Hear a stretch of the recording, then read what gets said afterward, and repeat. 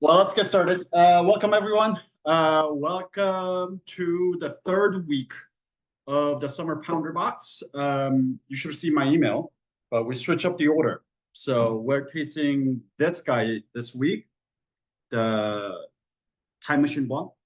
If you accidentally open this bottle, the Party Kiwi, with a nipple tassel, you open the wrong bottle. We're tasting this one. I know I said we're gonna taste this one this week, but I had to switch it around to this because we're gonna have winemaker Party Kiwi join us, Ben Jordan join us next week. He couldn't do it this week, so I did a little last minute switcheroo. So make sure you're drinking this one, not Party Kiwi. I mean, if you already opened Party Kiwi, then I guess open both of them. Have a little, you know, tipsy Wednesday. Get a little hopped up, make some bad decisions. Have some more fun that way. Um, anyways, I don't really have any announcement at this point. All the enrollment for August has been wrapped up at this point. I packed all the wines today. So for those of you who are getting your wines shipped, they will be coming out earlier than usual. So they will be getting picked up tomorrow, the day after. So for those of you who are on the West Coast, you will get it next week by next like Thursday or Friday by end of next week. And then those of you who are closer, obviously, will get it even sooner. But yeah, so just know that that's coming. Another thing, the 31st is a fifth Wednesday this month. So we're going to have a break on the 31st. So 24th next week is going to be the last tasting of the month. We'll take a break on the 31st. And then on the 7th of August, we'll get started with our Basque box. So yeah. I mean, most of you are already aware of this, but I am leaving for Korea super early tomorrow morning, and I don't have a return ticket yet. So I don't know when I'm coming back. I'm packing all the wines with me, and we'll see when I come back. But just know that I'll be a little delayed. Starting next week, I'll be joining you from Korea, drinking wine at 9:30 in the morning, probably most likely at my parents' house. So look forward to that if you're into that. They join us, What's that? Will they join us? Perhaps, I hope so. perhaps. I don't know if they will drink wine at 9:30, but maybe they will. When did you buy your flight out there? Sorry, what? When did you buy your flight out there? This morning? I bought it 3 days ago. Yep. Oh, check this out. What'd you say, Joe? Can we tell embarrassing stories? Can I tell embarrassing stories? And we. No, us. Oh, to my parents? Oh, yeah. Yeah. I mean, Totally. they know it all. So, I mean, but Careful. yes. But Dan, just so you know, so I have this thing where you buy tickets either 2 months before or within last 2 weeks of the travel. I don't buy anything in between. I believe it's the cheapest, either 2 months before 2 months, or within the last 2 weeks. And I bought it. I was just curious how late you bought those. Yeah, I bought it 3 days ago and bought it on points. I am flying American, and I do have a layover in Dallas, but I bought a ticket to Korea, one-way ticket from DCA to Dallas, then to Incheon for 35,000 points.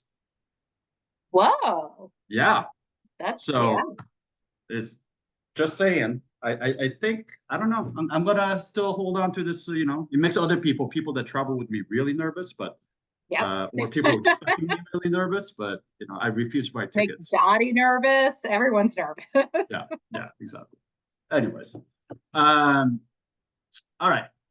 Don't really have any other announcement, but you'll know this, but we donate 1% of gross revenue to an organization each month, and this month we have chosen World Central Kitchen.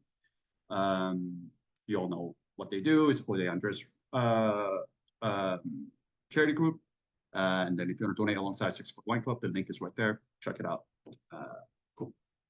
Any questions about anything I just went over before we get into the actual wine? I had a hell of a day today. It's a crazy long day, so I'm very, very much looking forward to drinking this delicious wine with you all today, honestly, to tell you the truth. What happened, I'm just trying to wrap up everything, and deliveries not coming in we're supposed to. Warehouse is also, domains getting ready to auction off like 35,000 bottles right now. So like the warehouse is crazy. So they've been working on it for like a month straight. So yeah, when I got there, it was like a complete shit show. Anyways, yeah. Long story short, just trying to get shit done before I leave for Korea. All right. So we're tasting this guy. If you're just joining us now, this is NV, standing for non-vintage, bow and arrow time machine Blanc is what we're tasting today, Oregon white wine. And yes, I did say NV, which is a pretty weird thing, right? Even though it says NV, however, so they've been making this wine for a while, this particular time Blanc. But the fruit is all 2022 vintage. Starting from 2022 vintage is what this is. And then moving from here, they're going to be more vintage. I don't know if he's going to put a vintage on there, but in the past, it's always been non-vintage. We'll talk about that when we get to the technical portion of the wine. But know that for this particular bottling, all the fruit does come from 2022. However, he doesn't put it on the label, because for the longest time, this was a non-vintage bottling that they always did. And we'll talk about that in a second. All right. Where are we? Hey, sorry, I didn't pull up the map.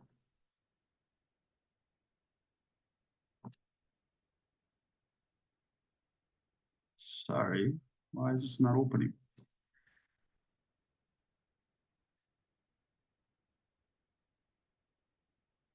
I'm sorry, give me one sec. There you go. There you go. All right. All right.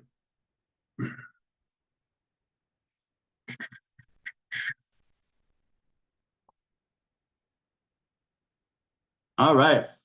So we're in Oregon. I'm not going to pull up a US map. I know we Americans are notoriously terrible with geography, but I hope you know where Oregon is. In case you don't, Oregon is the most northern western. No, that's not true. If there are 3 states on the West Coast, it's the middle state. So California on the bottom, Oregon in the middle, and Washington on top. So Oregon is on the Pacific Northwest of this country. But this is what it looks like. There are 4 kind of distinct wine making regions in Oregon. Most probably famous one is Willamette Valley, right? So starting from Portland, going all the way down to Eugene, this kind of stretch along the river, the Willamette River, is a Willamette Valley. This is where everything that we know of Oregon, all the Pinots, Chardonnays, really kind of they brand themselves as the Burgundy of the New World, right? This is kind of like somewhere in between Burgundy and Sonoma Coast, or Sonoma Pinot Noir, Chardonnay, all of that. So California is warmer, so you get a lot more ripeness, you got a lot more power, more alcohol, more phenolics, more body. But then as you come up here, the soil itself gets a little poorer, it gets cooler. But it's obviously still New World. It's not quite cold as Burgundy. So it kind of splits that difference. So people like to think of as, or they like to call themselves as the Burgundy of the New World, or Burgundy of the US. I'll let you be the judge whether that is the case for you or not. But it is a lot more, there's a lot more Burgundian sensibility in a lot of the wines that are produced here. But that all comes from this Willamette Valley, particularly all these names you might have heard: Dundee Hills, Eola Amity, Yamhill Carlton, right? All these Chehalem Mountains. These are all smaller kind of sub-regions within this large, all-encompassing region called Willamette Valley. On the south, there's a Southern Oregon. This is a lot of where Pinot Gris is grown. So you would see a lot warmer, kind of a warmer climate here. Things do get a little bit more robust and powerful, a little more sugar development that happens. So yeah, there's a Southern here, Pinot Gris, Pinot Noir still. If you see a lot of Cabernet, or Cabernet Syrah that comes from Oregon, is most likely coming from this region, Southern Oregon. And then as you get to Columbia Valley, right up against the Washington border, By the way, this Columbia Valley is a whole wine region that is actually split by the Columbia River that splits Washington and Oregon. So there's a Columbia Valley, Washington, and there's Columbia Valley, Oregon. So when you hear Columbia Valley, it's not always Oregon. It can be from Washington. However, this right here, but particularly here, Columbia Gorge, this western part, is a real hotbed. It's an epicenter for a lot of kind of super exciting, experimental, natural wine, really experimenting with the different multi-fruit blends. There's a lot of cool stuff that's happening here. A lot of young talented winemakers are moving out here. People who used to make Pinot and Chardonnay from Willamette Valley, they're moving out to Columbia Gorge and making some really experimental, cool, different stuff. There's a lot of fucked up stuff out there too, but you know, when it's right, it's unbelievable. But really, keep your eye on Columbia Gorge. I think Columbia Gorge is going to be a pretty exciting area coming out of Oregon. And then this right here, Snake River. This is still very much of in its infancy. You do get some Syrah that comes from here as well, but really you're rarely going to see Snake River Valley wine. Mostly you're going to see Willamette Valley, then you're going to start to see some Columbia Valley. You see a lot of Columbia Gorge if you're in the natural wine world. But yeah, this is where we are in Willamette Valley. This particular winery is in Portland, so it's an urban winery. It's in the northeastern neighborhood of Portland. However, he sources grape all throughout Willamette Valley from all different areas. So yeah, just know that this is where we are. Just in case, like I said, the climate here gets cooler. It is still Mediterranean, technically called Mediterranean. It is close to the Pacific Ocean, but there's a lot more much cooler than its southern neighbor, which is California, Sonoma, and Napa. So yeah, you get these cooler climate varieties like Pinot and Chardonnay do much better here. There's also Riesling, Pinot Gris, Pinot Blanc, all these Alsatian varieties that are grown here as well as a lot of Loire Valley varieties. So like Gamay, Sauvignon Blanc, those things are popping up, and that will play a huge part in this particular winery's start and its ethos. So we'll talk about that in a second. But to me, yes, Oregon, Willamette Valley particularly is known for Pinot Noir and Chardonnay. But what's really most exciting, and to me, what's to keep your eyes on, is what I'm excited by are all the Alsatian varieties. So Riesling, Pinot Blanc, Pinot Gris. I think those things are having its heyday in Oregon. That really start to figure out where it grows really well, how to farm that correctly. Those things are getting really, really good. So, you know, maybe it's time to move away from some Pinot Noir and Chardonnay in Oregon, and then start tasting some Rieslings and Pinot Gris and Pinot Blanc, because those things are getting really good. All right, let's talk about who makes this wine. It's this guy, Scott Frank. I had a chance to meet him very briefly years ago when he was in the market. Really, really nice guy. But yeah, this is the owner and the winemaker at Boanero. So this is made by a winery called Boanero. Like I said, it's in the northeastern neighborhood of Portland, owned and run by this guy, Scott Frank. Boanero is Scott's kind of interpretation of Willamette Valley's quote-unquote humble terroir, with that humble being the key word. And I pulled this straight from his website, but this is exactly how he describes what he's trying to do at Boanero. He says, our growing region is frequently approached as a grand terroir destined to produce prestigious wines with an implicit Burgundian influence, Pinot Noir, Chardonnay. Those are the things I was talking about. I'm honored to make wine here. Still, the valley I know and love is as much a blue-collar agriculture area as it is a boutique wine destination. It's as much a collection of relatively simple, clay-dominated soils as it is home to multi-generational family estates and renowned AVAs. Boanero uses a different template to explore this different, simpler side of the Willamette Valley. Instead of Burgundy, we pay homage to the refreshing and decidedly working-class wines of France's Loire Valley. And we'll talk about that when we talk about the cepage, which is all the different varieties that went into this wine. But yeah, so that's basically what he's trying to do. He's trying to make Loire Valley influenced wines from Oregon. trying to express Oregon terroir through Loire Valley's lens, but also keeping it at a very much that kind of a non-pretentious, really easy to approach kind of a style of wine. So he moved here to Oregon from New York in 2001. He started as a grocery store wine buyer in Portland. But he always got excited by these kind of small boutique winemakers in Willamette Valley that would come in and taste them on their wines, and then share their kind of own interpretation of these less typical grapes of Willamette Valley, i.e. Loire Valley grapes. So he fantasized about crafting his own winery one day, or creating his own winery one day, dedicated to these kind of underappreciated grape varieties. In his own words, in 2007, then he was given a unproven and undeserving opportunity to work as an assistant winemaker for John Paul at Cameron Winery, very well-known winery in Willamette Valley, who are known for their Pinot Noir and Chardonnay again.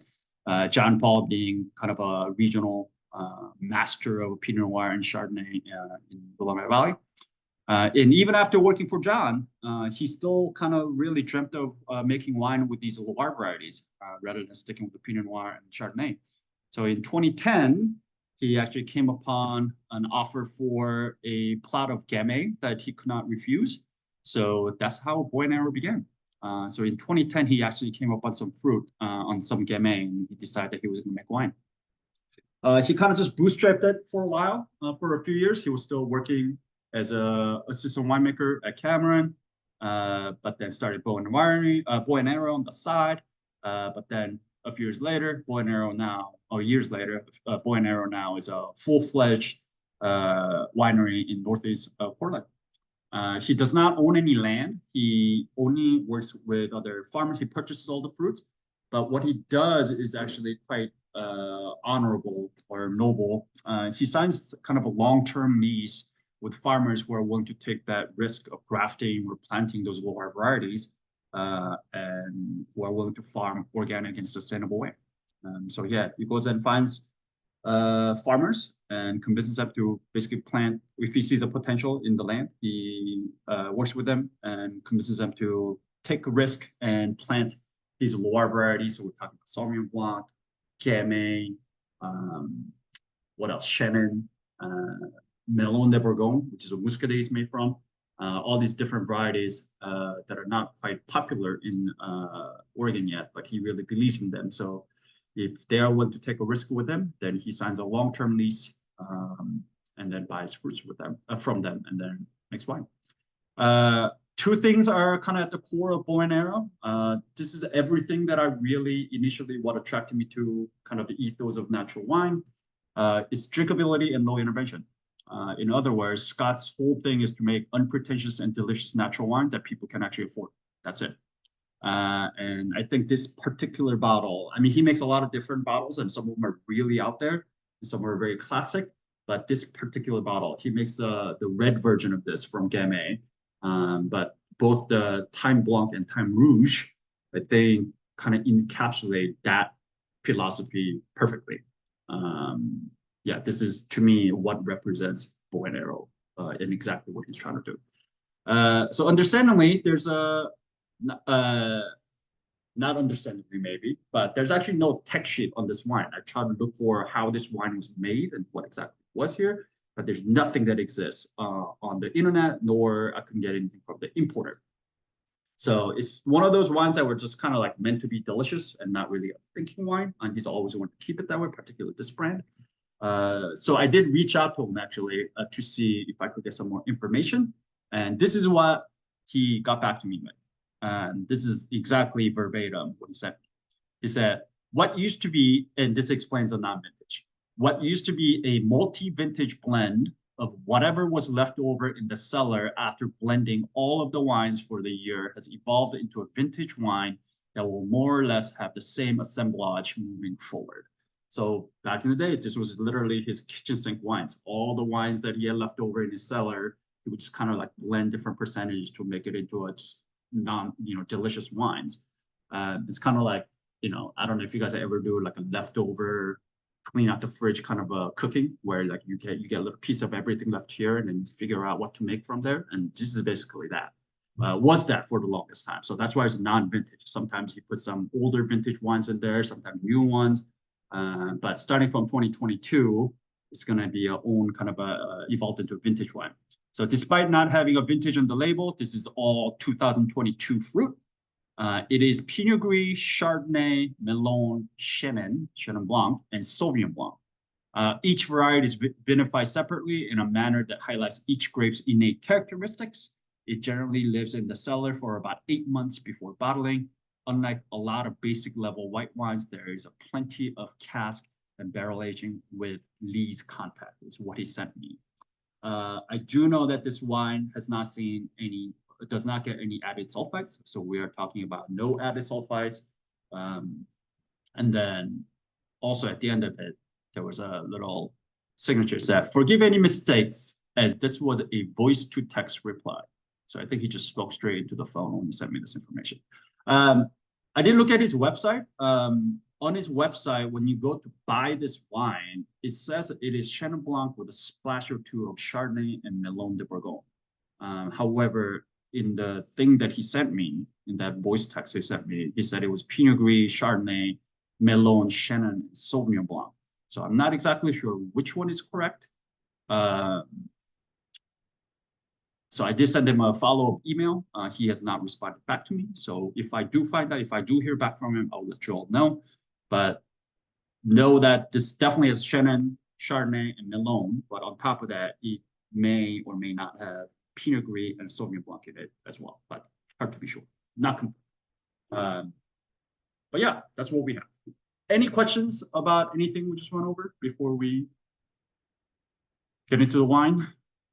So yeah, fermented, and then in a stainless steel, comes out and it puts in a neutral cask, and then puts it on the lees, extended aging for a little bit. Cool. Let's taste the wine. He looks like he should have a little bird embroidered on that sweater. Agreed. Agreed. He looks like a little bird embroidered kind of guy. All right. Who wants to take the site appearance?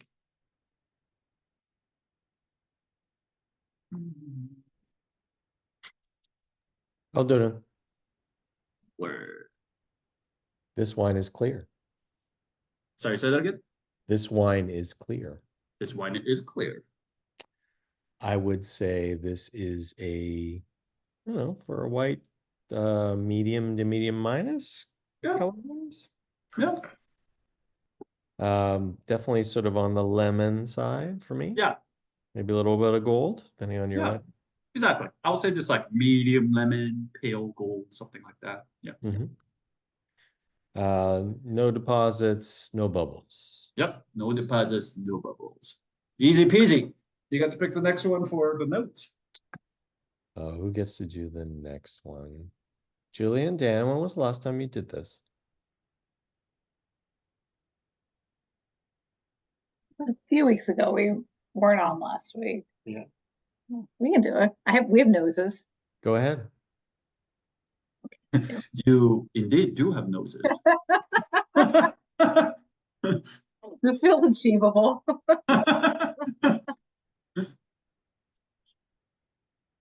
Ooh. All right. Take All right. it. No. This is clean. Is it? Is it? Is Is it? it? It's not completely clean here. Yeah, this wine is not squeaky clean. Like the wine is sound. There's nothing Weird wrong. happening. Yeah, there's nothing wrong with wine. There's nothing faulty, but like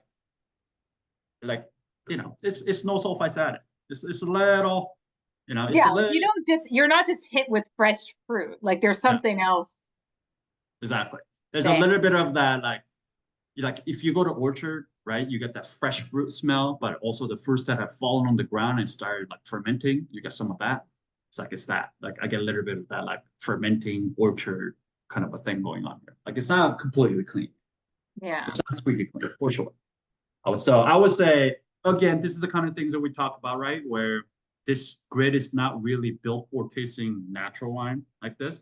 I would say this wine is not faulty. This wine is sound, Right. but I wouldn't say this It's one not is corked, but it's like. yeah, it's not- exactly. Yeah. I wouldn't say this wine is clean. This is definitely a little unclean, but in the best way. Intensity. Mhm. It's like medium plus. I hit it up here.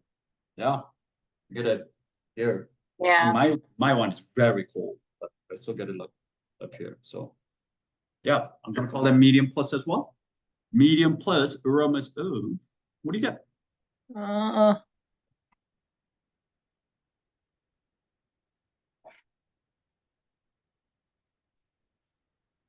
I mean, I guess I could get some honeysuckle. Yeah, me too. I get a little like blossomy, kind of like a sweet flower, Yeah. fruit flower kind of a thing going on here for sure. Grapefruit, citrus, stone. Mm, I mean, I mean- definitely citrus, like well, like a lemon. Though. yeah, like lemon zest, maybe like grapefruit zest, something like that. I don't. But I feel the like it's citrus- more like in the candied or like the lemon peel or. Yeah, not that. Yeah, lemon zest, lemon peel, candied lemon. I think those are all great calls. Personally, I get touch of green fruit. Like this Yeah. may be a power of suggestion, but I usually get this as Shannon. But like there's that I know you guys always tell me when I call this because you haven't smelled it, but I smell quince. Quince. Yeah.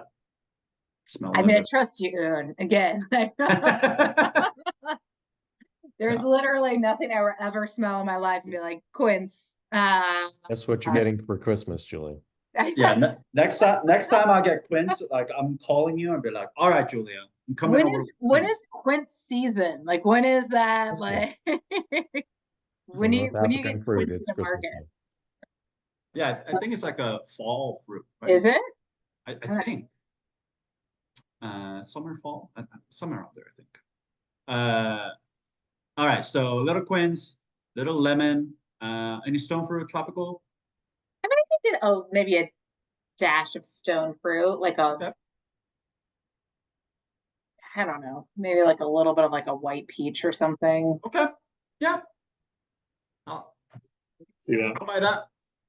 Any tropical, red fruit, black fruit? Nope. Nope. No, me neither. Nature of the fruit. I mean, it's fresh. Yeah, I don't get any like overripeness or anything like that. yeah. I think it's perfectly fresh, perfectly ripe. Kind of a peak ripe, fresh fruit. Any herbaceous, herbal, spice? Not on the nose, really. Yeah, Yeah, I don't really get anything. I don't get any. Yeah, there's no pyrazine, nothing green here. To me, this is really all about kind of robust, fresh, ripe fruit with a touch of that floral running through. Quince itself also has that little bit of like a very aromatic kind of touch to it. Any minerality, any other things, even besides minerality? I don't think so. Not really. Yeah, me neither. Don't get a whole lot of minerality on the nose. I will say, and this goes back to kind of earlier where you said this is not clean. There's a little bit of that cidery, a little bit of that kind of like the fermenting orchard floor kind of thing going on here. Elevated VA, basically, is basically what we're getting here. For those of you who don't know what I'm talking about, VA is short for volatile acidity. It is every wine has a volatile acidity. It's not just the non sulfur added wines. They all have VA. Some wines have a higher elevated one, some don't. But usually sulfides helps really control the VA. Acidic acid, acidic bacteria from developing it into acetic acid, which can be a volatile acidity. But so there's a little more elevated level of volatile acidity here than most, but I wouldn't say this is faulty in any way. I think, in fact, if anything, I think it's kind of lifting the fruit quality here, kind of making it brighter. And then any secondary, any tertiary? No. No. Yeah, very fresh, very primary driven wine. All right, you get to pick the next person for the palate. Who should we pick? How about Allison? Allison, you there?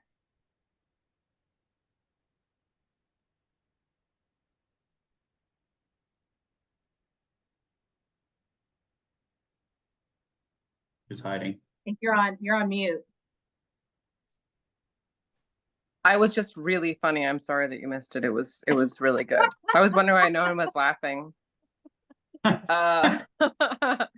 Anyway, all right. All right, take us through. How? Well, first of all, Un, this wine is dry. This wine is bone dry. This one is bone dry. You're correct. So I'm This wine is glad acidic. so you're picking that up because a lot of people will be like, "Oh my God, there's so much fruit here. This is like tastes sweet." Again, not sweet. There's no sugar. In it, just really, really a lot of fruit. The thing about me, Un, is that I've been in your wine club for a while. See, so proud. So I know these things. I know these things. Just beaming with pride. Thank you. Acidity. This wine is quite acidic, I feel. Mhm. I feel like I would call this medium plus personally. Mhm. Yeah. Mhm. I mean, ooh, yeah, it's got some acid, which is awesome against that backdrop of that really like plenty ripe fruit. It's mostly Chenin. So Chenin in general is just very high in acid. It's one of the reasons why Chenin is possibly my top, if not second favorite wine variety in the world, because it has searing acidity like Riesling. So yeah, medium plus, definitely. It's good. It's kind of burning me a little bit. No tannin, Noon. No tannin. No Alcohol. tannin. You know, this is the one I still don't have a good sense of it. Yeah.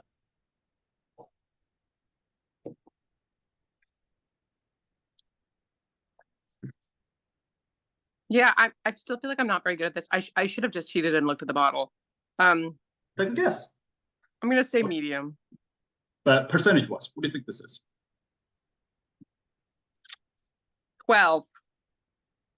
I mean, you're right on. I was going to say like 13, 12, 5, 13. Yeah. 12. It's right at 12. Amazing. Yeah. I feel like sometimes I like the acidity, it kind of like burns my esophagus, that I sometimes feel like I like get thrown off by acidity and think it's higher alcohol than it actually is. Yeah. No. It's just acid. But I'm proud of myself. 12%. And body. Yeah, I mean, to me, it feels a little bit harder than 12, but again, I mean, winemakers have about like up to a percentage leeway in both direction. But yeah, I mean, whether it be 12, whether it be 13, this is all right in the medium territory. So medium alcohol. Body.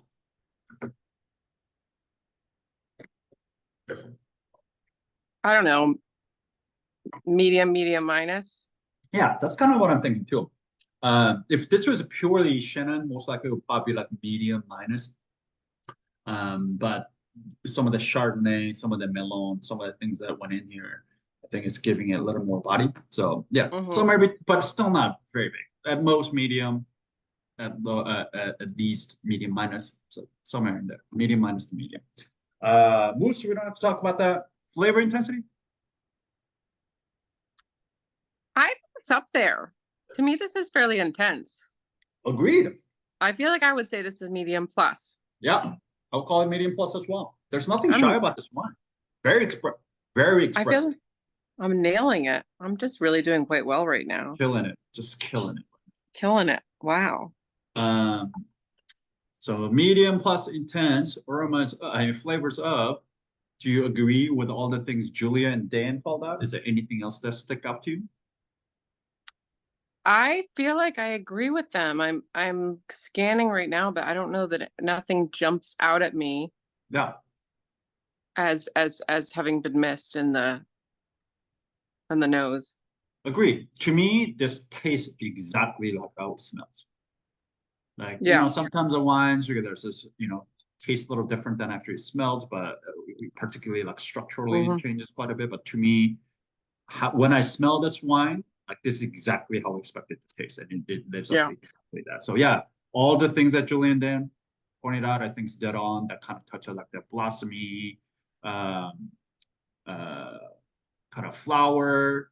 I do get like some of the quince, maybe a pear. There's some green fruit in here, which I usually get with the Shannon. Citrus definitely, right? Like I mean, you get citrus with all those grape varieties are thrown in there.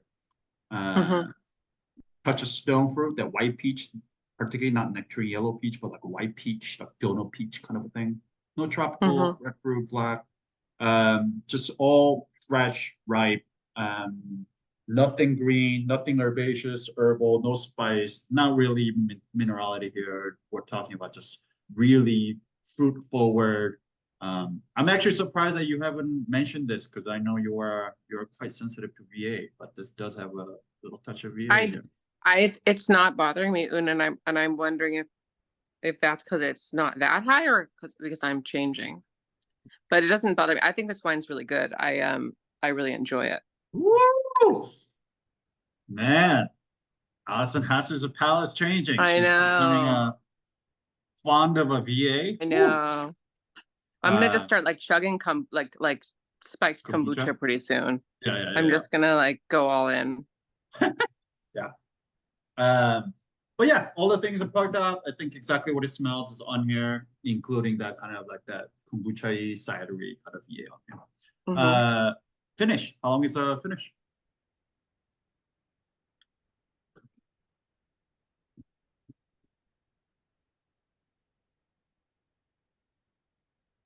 I feel like I don't know. I feel like it keeps just saying medium plus, but I don't know. This one sticks with me for sure. Yep. Yeah, I mean, to me, finish is the one that where I think this could have gotten it. To me, about like medium is about where I'm hitting this, like right down at the middle of medium. What I do taste afterwards is that, you know, I know I called this, I said this when you were calling out the alcohol percentage, but I feel like this is a little bit hard at 12%. I get a little more alcohol on the palate, or maybe I'm just really sensitive today. I don't know, but it feels a little bit harder than 12% to me. Either way, the flavor wise, yeah, it's not short. It's medium. To me, this is about medium right now. Could be medium plus as it gets warmer. My wine is very, very cold right now, so all the things could be just kind of a little locked up. But right now, I'll call this medium. If yours is medium plus, great. And you're so nice about saying people are wrong about things. I mean, like if it's a medium. Oh, I know, and I'm not totally wrong, but you wouldn't be like, oh, you know, I think this is more like medium. Yeah. You're gonna create a whole world where medium plus is acceptable, but also remind me that medium is what you would say as the person who actually knows what you're talking about. I appreciate it, Un. It's a talent.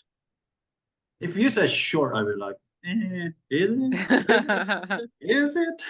Someday you're gonna come on Wine Club and you're gonna be in like a bad mood and you're gonna be like, no, asshole. And then we're 4 gonna be years, like, Allison. 4 years. You must have missed that week, Allison. Oh, bummer. Exactly. All right, take it home for us, Allison. What is this wine and JJ? I mean, I think I'm trying to think through all the things. Balance?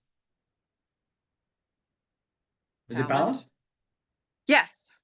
Yeah, I think it's very well balanced. Yes. Complexity? Oh, I don't know. Medium plus Yeah, complexity. it's like medium, right? Like we don't have any secondary, tertiary. It's all primary. We have some green fruit, we have some citrus, some flower, but like maybe some stone fruit, but like that's about it, right? Not a whole lot of complexity going medium. on. But again, yeah, medium is what I would say. Even like lower in the medium, I'll take that. Like the whole point of this wine is not necessarily to be like this complex, thinking, cerebral wine. It's meant to be just delicious, and he just wants you to basically pound it. So it makes sense why complexity is not all that high. But so I'll call it a medium. Concentration. Medium plus. Yeah, we call medium plus on the nose, medium plus on the palate, so medium plus, right? And then length. Medium. Yeah, I call it medium, you call it medium plus. So somewhere between medium to medium plus. So we got balance, we got medium plus intensity, medium complexity, and then medium to medium plus finish. So when you take average of all of that, what do you think? We're gonna say good, but just like with a slight list towards very good. Yeah, I think this is a slightly above good. I don't think it's quite there yet for me to call it very good, so I'm gonna call this a good wine. Yeah. But yeah, it's definitely notch above good, somewhere between good and very good. Would you age this? I would not, Why not? because I think it's very delicious now and I want to drink it all.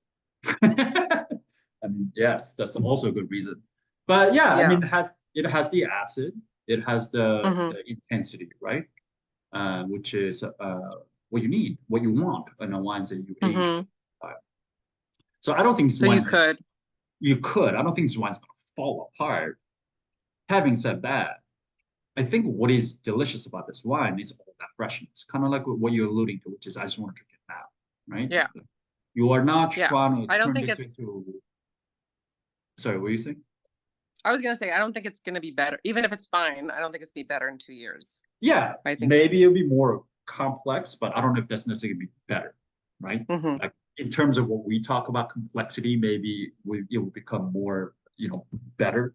But in terms of Mhm. actual enjoyment of the wine, like to me, the freshness is and immediate approachability is what's attractive about this wine, not this complex, making you think and making you like really dissect it. So I say No. no, it won't fall apart. Enjoy it over next. It probably won't fall apart for next couple of years, 2 to 3 years. So enjoy it over next 2 to 3 years. But drink it now. Chill it down. Don't worry about putting it in your cellar. Don't worry about putting it in your wine fridge. Just chill it down and drink it whenever you want. What I was saying. Excellent. All of you did an excellent job today, actually. Dave, Thank you. Julia, and Allison. You guys fucking went through that real well. Any Thank you. questions? We appreciate the positive reinforcement. Yeah, we do too. We do. Love it. Any questions? You always get it as parents, so it's nice to have it as wine club as well. Touche. All right. Did everybody like this one? Yes. Is there anyone who did not like this one? All right, Sarah, I see you giving me a so-so. Tell me.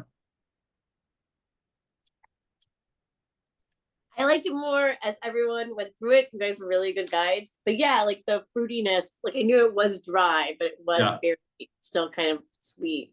Yeah, a lot of fruit. It's A lot of very, fruit. very fruit forward, for sure. Yeah. Yeah. And it probably doesn't help that I had a martini earlier. Love it. Yeah. What kind, Daisy? I mean, that's the important question. What time? Like What kind? Oh, gin. Okay. Dirty. Yeah. Oh, I mean, when you say martini, to me, it can only be gin. I agree. Vodka doesn't taste like anything. Yeah. Everything else is not a martini. A handsome guy in a tuxedo says differently.